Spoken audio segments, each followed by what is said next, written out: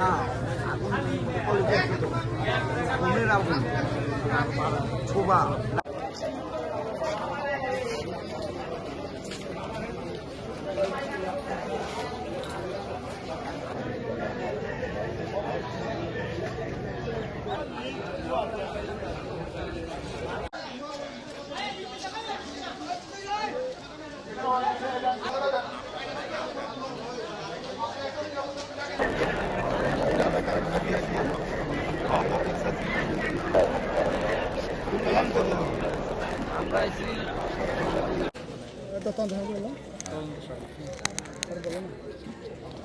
চারটা 10 মিনিটের সময় ফায়ার সার্ভিস সিভিল ডিফেন্সের কন্ট্রোল রুমে সংবাদ আসে নাজিমউদ্দিন রোডে ফার্নিচার দোকানে আগুন লাগে।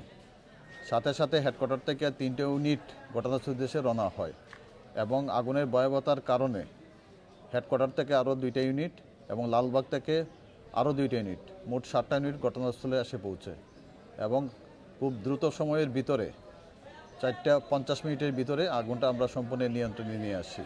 ব্রিথিং অ্যাপারেটাস পরে ফায়ার সার্ভিস সিভিল ডিফেন্সের রেস্কিউ টিম খুব দ্রুততার সাথে 3তলা 4তলা এবং 5তলা থেকে মোট 18 জন লোক উদ্ধার করে আমাদের ফায়ার সার্ভিসের অ্যাম্বুলেন্স যোগে ঢাকা মেডিকেলে প্রেরণ করা হয়।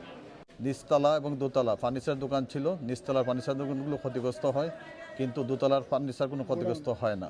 আবাসিক ভবন ছিল। আগুনের ক্ষতি এবং উদ্ধার তদন্ত সাপেক্ষে, তো সম্ভাব্য কারণ হিসাবে বৈদ্যুতিক গোলযোগ হতে পারে, কারণ বিদ্যুৎ লাইন চালু অবস্থায় ছিল। ফায়ার সার্ভিস সিভিল ডিফেন্সের খুব দ্রুততার সময় অগ্নি নির্বাপনের কারণে আশেপাশের দোকানে কোনো আগুন ছড়াতে পারে নাই।